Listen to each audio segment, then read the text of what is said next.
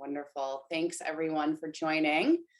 My name is Leah Krumpholtz and I am the Director of Programs at No Means No Worldwide.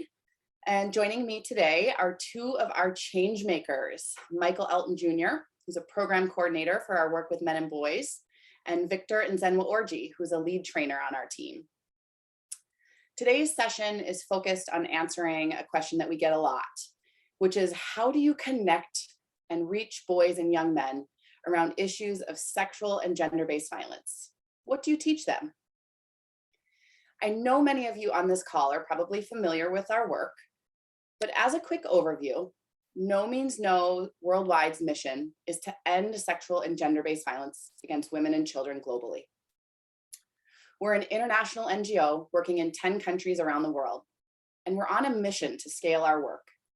We have an ambitious goal of reaching 1 million children a year with our proven skills-based curricula.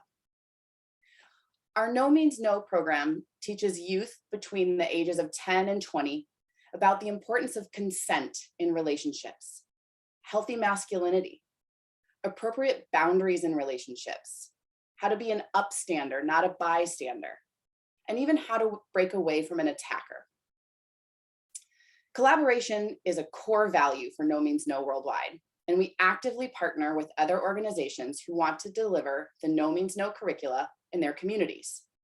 Our role is to train community role models as instructors, who then teach the No Means No program to youth.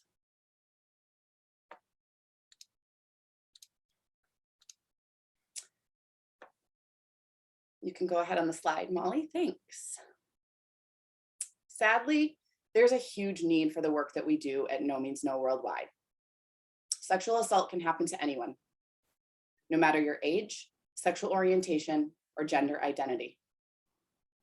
As many of you are likely aware, 1 in 3 women worldwide have experienced physical and/or sexual violence in their lifetime. As you read through the slide on the screen, I'd like to draw your attention to the last 2 bullets in particular. Studies report that 1 in 6 men have been sexually abused or assaulted, with adolescence being a period of very high risk. Global data also shows strong correlations between having experienced violence as a child to adult perpetration of violence, particularly for men. These statistics underscore the prevalence of violence and gender-based violence in particular throughout our global communities, and the critical importance of engaging men and boys in prevention efforts. I'd now like to turn it over to my colleague, Mike Elton, who's been working on No Means No programming with men and boys for several years. He spent significant time working with our partner organizations, engaging in curriculum design, and facilitating trainings on our boys intervention. Mike, over to you.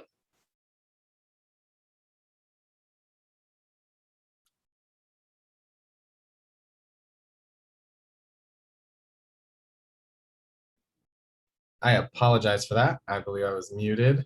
Hopefully you can all hear me now. So thanks, Leah, and hi, everyone. It's great to be speaking with you all today. Like Leah said, my name is Mike, and I'm the men's program coordinator with No Means No. I'm based out of the US and currently talking to you from my home in Colorado. So Victor and I are going to give a small introduction to our Boys and Young Men program. So our boys program advocates for whole community involvement and takes a holistic approach in fighting sexual violence by involving men. Instructors are from their communities and typically young adults, so boys and adolescents can relate to them, and they're also better able to understand the boys that they work with. We challenge existing gender perceptions, attitudes, and stereotypes, and in the process, we create a community of men who are champions for gender justice. We understand that boys are not just perpetrators of sexual violence, but they're also victims. And that's why we spend time discussing personal safety at the beginning of our program. We practice paying attention, using your voice, and getting support in order to keep yourself safe. We also teach positive masculinity and redefining gender roles. We debunk rape myths. We learn about the cycle of force and consent and practice bystander intervention. And the boys also learn de-escalation techniques that they can use to calm down tense situations or escalated scenes. So now I'm going to hand the mic over to Victor. He is one of the lead trainers on our men's training team. Victor has been with the No Means No team since 2020, and he's trained both instructors and trainers in a number of our country programs, most recently in collaboration with our Uganda partners. So Victor, go ahead and take it away. Thank you very much, Mike. And hello, everybody. My name is Victor, and I'm happy to be able to share some more insights into our work with boys and young men. But first, it is important to understand that the issue of violence is a holistic challenge that affects everyone, both girls, women, boys, men, the young, the old, and of course, people of all races. Hence, this has become everyone's problem and not just women's problem, as people have assumed it to be over the years.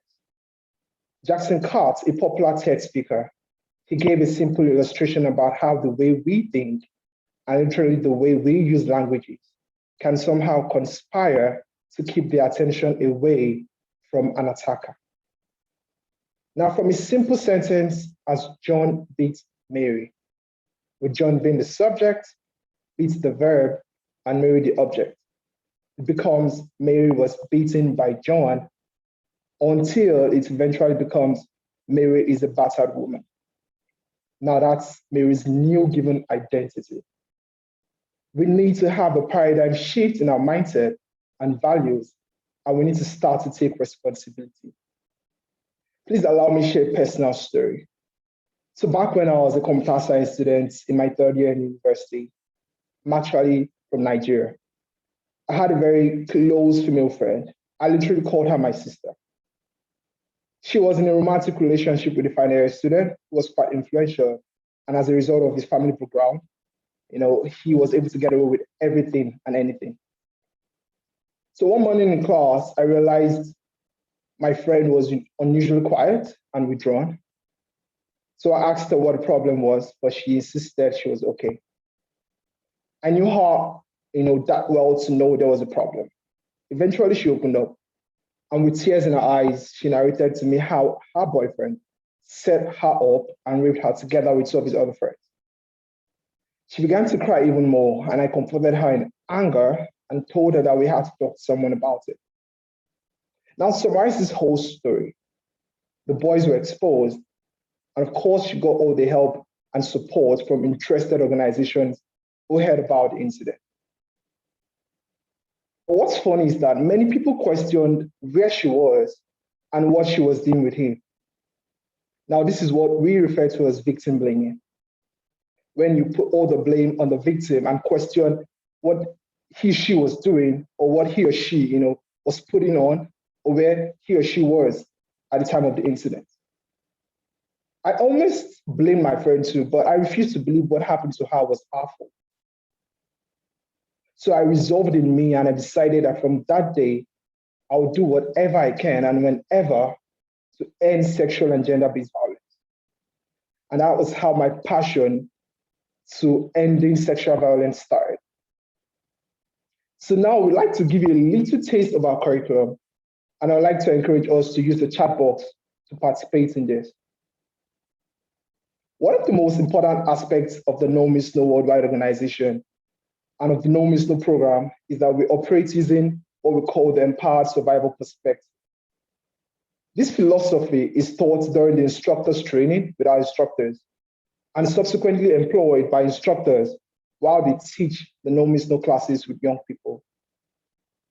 It is important that this philosophy is shared by all people who interact with young people and instructors so that the No Means No program messages are consistent across board. Okay, so below are a few examples of some of those languages, right? I'm going to give an example. And what I would like for us to do is, after I've mentioned these examples, I want us to use the chat box and come up with more of these languages that blame the victim, that blames the victim and puts and supports the attacker, right? That's what we're going to try to do.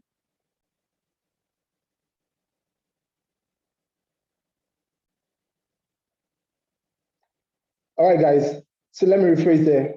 You're going to come up with examples of your own that puts all the blame, right, on the attacker and empowers the survivor. Because I normally know anyone who has experienced any form of violence, we refer to them as survivors, right? So I'm going to start. So the first statement is, attack victims do not ask for, cause, invite, or deserve to be attacked. Now, by using this statement, you are empowering a survivor, right? And you're pushing all the blame to the attacker. So I'm going to give the second one. Rapists, not victims or survivors, are responsible for their choice to use violence, right? Rapists, not victims, are responsible for their choice to use violence. Now, the next one would be a survivor's decision about a self-defense strategy does not make them at fault for an attack. In fact, they chose what they thought best at the time for their survival. So it doesn't matter what form of defense the survivor applied at the time of the incident. He or she could have done nothing, absolutely nothing. In fact, they chose what they thought best for their own survival, right? So I would like for us to come up with more examples of these languages or statements that empowers the survivor and puts the blame of an attack on the attacker. So we can use the chat box and come up with more of these examples.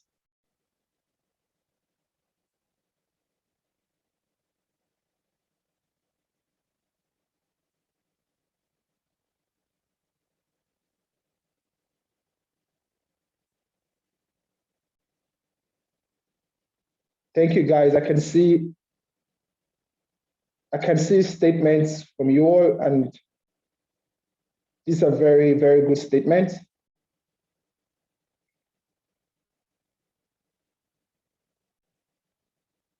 Yes, someone said, you don't deserve to be attacked. Exactly, nobody ever deserves to be attacked. Someone said, sorry, it is not your fault, which is very good. Now, when a survivor hears this kind of statement, they feel supported, right? They feel empowered. And of course, every attacker should be blamed for an attack. So it's important that we're using languages and we're saying things and we're thinking in ways that supports a survivor or empowers a survivor and pushes the blame on the attacker. We want to stop victim blaming, and we want to encourage the empowered survivor's perspective. And this is one very important concept that we teach the boys in our classes. Someone said, you did what was best to defend yourself. Very true. So like I said earlier, it doesn't matter what form of defense the survivor applied at the time of the incident. And also, this person, the survivor, could have decided to do nothing. And that's because they did what they thought was best to defend themselves, okay? Now, victim blaming is when you use statements, like I said earlier, that pushes the blame on the victim or on the survivor. And what happens to the attacker? The attacker feels good about himself or herself, and feels he or she can get away with what they've done, which is not what we want, which is not what we want to see. We want to try to encourage and support our survivors, or survivors of sexual violence or any form of violence at all, and rather push the blame on the attacker. Recently, I had a conversation with a friend, and he shared how a close friend was abused, and in fact, she began to question what she was doing at the time of the incident. Now, it is even worse when other people around her, people that claim to love and care about her, are also using languages, that blames her, right? So when survivors are feeling this way, we need to say things, we need to think in ways that support them and tell them that it is not their fault and push all the blame on the attacker, right? Now, so for example, you hear people say things like, she shouldn't be out this late at night, right? That's victim blaming. That's victim blaming.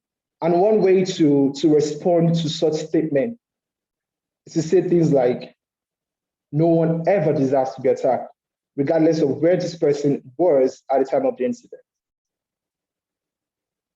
right? So these are ways that we can respond to people and help them understand the concept of the empowered survivor's perspective. We should try as much as possible not to engage in conversations that will put down a survivor and make an attacker or perpetrator feel good about what they have done. Okay? Statements like, I don't understand. Why didn't he scratch his eyes out? There's something wrong with his story. What a dummy. Right? This is someone blaming a young man for what happened to him. Okay? And like I said, we want to discourage using such statements, and that is what we teach our boys in our classes. In fact, we have activities with them, and what we do is we use statements that blame the victim, and we want them to respond with statements that empowers the survivor. Okay? So for example, I could say, he is very stupid. He deserved what happened to him. And what we want our trainers that work with boys on the field, we want them to respond by using the empowered survivor's perspective and say something like this: attack victims or survivors never ask for, cause, invite, or deserve to be attacked, right? So I hope we understand the concept of the empowered survivor perspective. And because you are connected to today's webinar, we also want to encourage everyone to use words, to use languages and statements that encourages and supports and empowers a survivor and pushes all the blame on the attacker.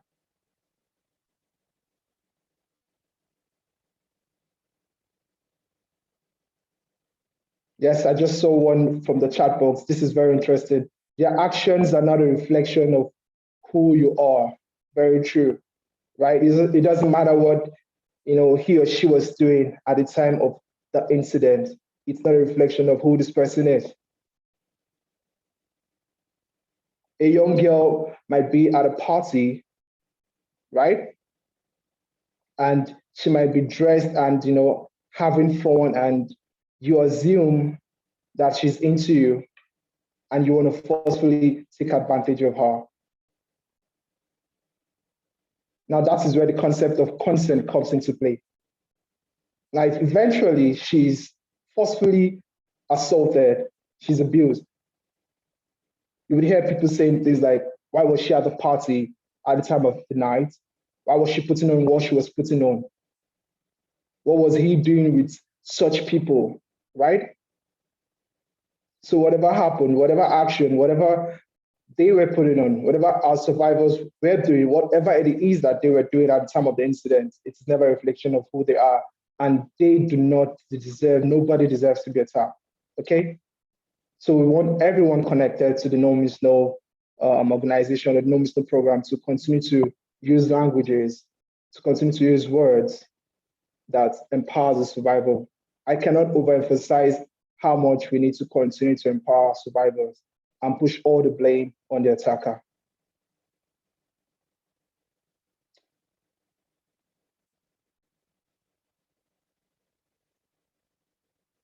So at this point, I'd like to say a very big thank you to you all for participating in this very short activity. I appreciate all the responses. Thank you all. And I want to encourage us to continue to use words and languages that would empower survivors, because it is very important. Okay, I'll turn it back to Leah. Thank you, guys.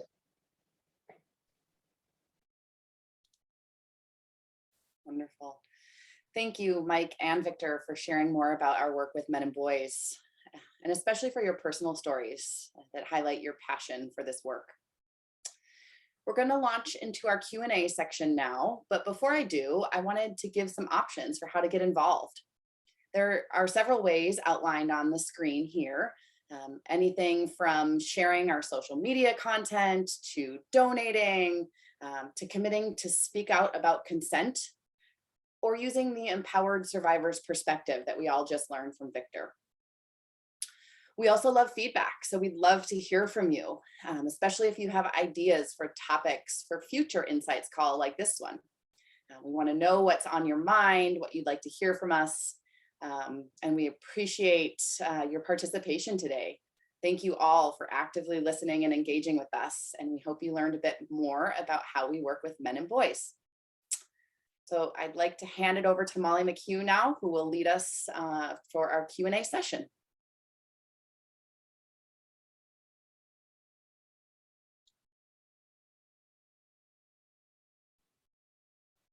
Thanks, Leah, and hi, everyone.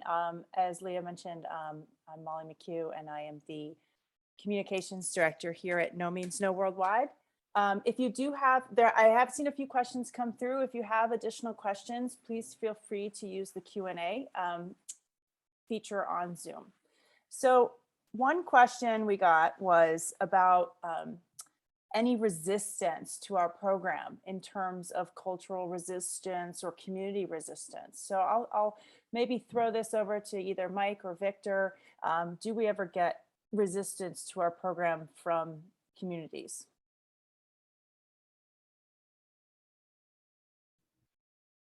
Yeah, I can start with that, Molly. Maybe Victor will have some things to add after me as well. But I think in short, the answer to that is yes. There is resistance sometimes to our programs and some of the concepts that we teach. I mean, what we're doing here is we're working to change cultural beliefs that have existed in all parts of the world about in relation to patriarchy and sexual violence and what causes it and things like that, and gender roles and all of those sorts of things. So there are often a lot of questions that we get asked. Sometimes they're from outsiders at our trainings, at these instructor trainings that we have, people who might come in to observe, or other staff and things like that. And often what I find is our instructors that are in those trainings that we're training in the moment are actually the ones who are able to respond to those. They get really excited about the program, and they're the ones that are able to respond and explain like why we're doing this work. So often it's a lot of us, or in my experience, it has been a lot of me taking a back seat and letting the instructors talk about what they've learned and what they've are excited to go out and work on in the world to those people who are really just interested. They're well-meaning and really, whether it's interested or they're new concepts that they haven't heard of yet. It's a lot of the instructors that are really the voice behind our mission. Thanks, Mike. That makes a lot of sense with instructors sort of being the champions in their community. So we had a question come through and it's related to, we had a couple questions come through that are related to each other, which are about boys and young men being victims themselves of sexual violence and disclosing that fact. Do we have boys and young men disclosing that fact in our programming, and what is our approach to that?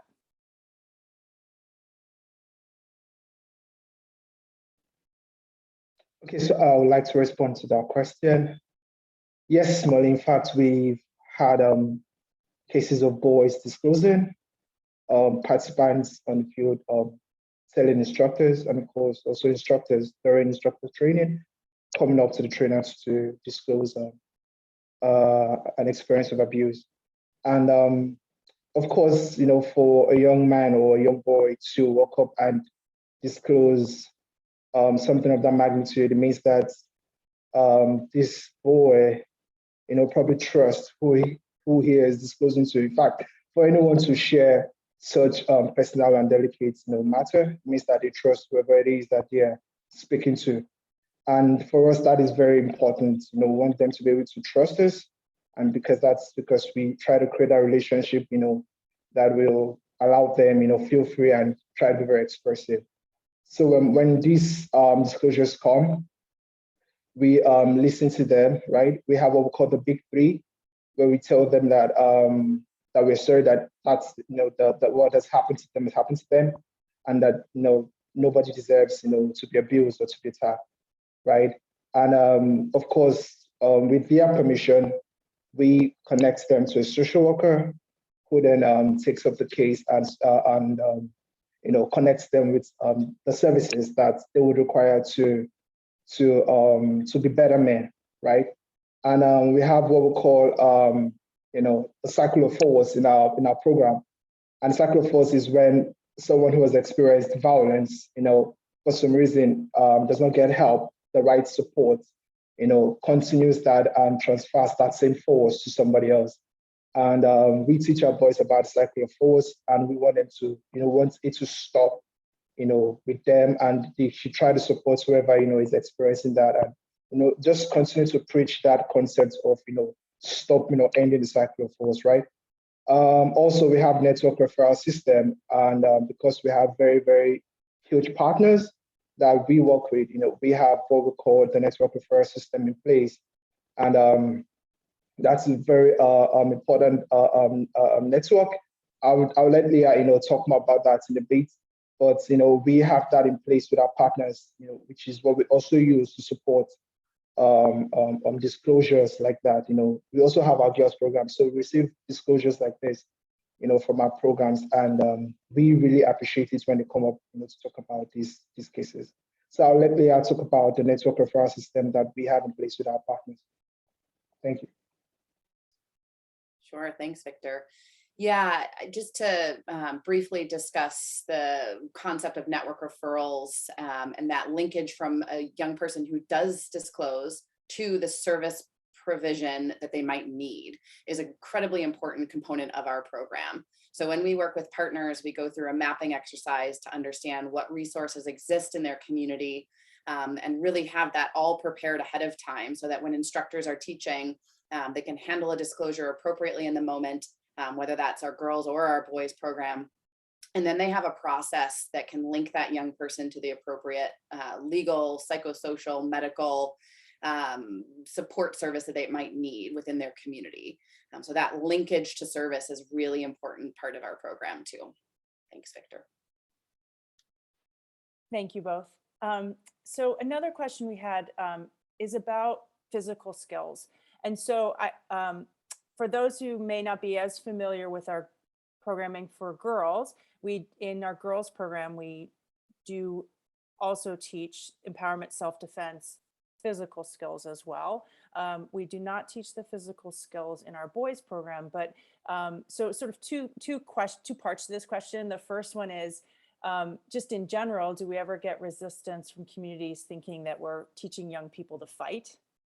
And the second part of the question is, if we're not teaching boys physical skills, maybe a little more about the use of our verbal skills to prevent violence. Maybe Leah, could I throw this one to you? Sure, absolutely. Yeah. Yeah, I see that's a question in the chat, and it's a great question. And it's something that we face quite a lot. When we're first introducing our program, there's a lot of misconception that we teach self-defense in the form of karate or martial arts. And so people really do think that we're kind of teaching this aggressive self-defense. And so one thing I'd really like to highlight is that our program combines mental, verbal, and on the girls' side, some physical skills. But the major emphasis of our work is on those mental and verbal skills first and foremost. As Molly mentioned, we don't teach physical skills to boys, but when we do teach them to girls, we teach them as a last or only option. So those mental and verbal skills are really important on both sides of our programming. And once we start to talk to communities or partners about that and demonstrate some of these skills, it's kind of a light bulb moment for people to understand that self-defense is so much more than just physical. And that people are very excited about all the tools they already have within them to use those mental and verbal capacities to stop a violent attack from happening. Great, thank you. And actually, there was a follow-up to that question about kind of the reasoning behind not teaching the boys the physical skills in our program. Maybe Leah or anyone else who wants to comment on that one. I can jump in. Sure. I agree with Leah that we get this question a lot, and it's a really important question. I think to the first part of the question that Leah kind of answered from the women's side and the women's programming. On the men's side, if there's one overarching theme throughout our entire training and curriculum, it is nonviolence. It is preventing violence. That is like the message that we constantly continue to say throughout training sessions and in our classes with youth. So we do have those conversations all the time. A big thing, I guess, to address the thinking behind not teaching boys about physical skills is there's a whole lot of other things that we do teach boys that we think are extremely important in preventing violence in the future. Focusing on not just the fact that many, many boys in the world are victims of violence, but also that I don't want to say a statistic because I don't want to be wrong, but a huge percentage of perpetrators of violence and especially sexual violence in the world are men. So we work with boys not just on those mental and verbal self-defense skills that Leah was talking about that are also found in our women's program, but also on talking about these concepts of consent and gender roles and deconstructing like really what it means and what those gender roles mean to us and how they propagate violence in the world and continue violence in that way. So that's kind of the thinking behind it. From my perspective and my eyes, I don't know if Victor or Leah or anyone else wants to share as well, but that's the general sense about our men's programming. And thanks for that question. Great, thanks, Mike. So we did have a question from someone about wanting to volunteer. So I wrote a note in the Q&A, but if you are interested in getting more involved, you can either send an email to us, partnerships@nmnw.org, go to our website, or go to our website, there's a little contact us link there, and you can fill that out and just let us know what you're interested in, and we can see if there's a program near you. All right, I think that's a wrap. Looks like we've answered all of our questions. So yeah, I just want to say thank you to everyone for coming. As Leah mentioned, this is our second ever Insights call. We're trying to do these quarterly, and we're just, looking to build a community around our work and give everyone in that community more insights into how we work and who we are. So if you have any topics that you would be very interested to dive deeper into, please just reach out. You can DM us on social media. You can use that form on our website. You can email us. Lots of ways to get in touch. Oh, we have one more question, and then we'll wrap it up. One more question, which is someone asks, is it possible can this program involve mature men so it's not just young men and boys? Anyone want to take that one?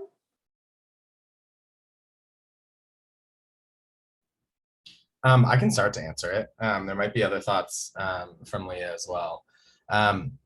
Right. Our mission is really to prevent sexual violence against women and children. And that's why we work with younger populations for the most of our work. There are definitely adults that are part of our program the people you see on the screen today, obviously our staff and the staff of the partner organizations, as well as a lot of our instructors. Generally, they are young adults, so that they're able to relate a bit better to the people or to the youth that they're working with. But obviously, there's a big importance to have this message broadcast to the whole world, not just this young audience. But right now, that is what we kind of focus on. That's what our program is geared to. And a lot of our work is actually done through schools in a lot of our partnerships. So it's an easy way for us to really interact with those communities of young people. Yeah, thanks, Mike. And the only thing I'd add is that, you know, we work with young people intentionally because we're trying to create a generational change. And so we're reaching those young boys as they're forming ideas, opinions, norms, and really focusing in on that youth population is highly critical for us as an organization. Our hope is that they spark conversations in their communities and that there's diffusion of the skills that they're learning, their beliefs, their attitudes. But that's a great question. So we hope we have answered it for you. Thank you. All right. Well, thank you again, everyone, for joining us today. We really appreciate people coming. And we will have a recording of this that we will make available later in the week. So we'll send an email out about that. But if you want to get more involved, just send us a note, send us a DM. We're here. And we're really excited to know that you are there as part of this movement to end sexual violence. So thank you, everyone.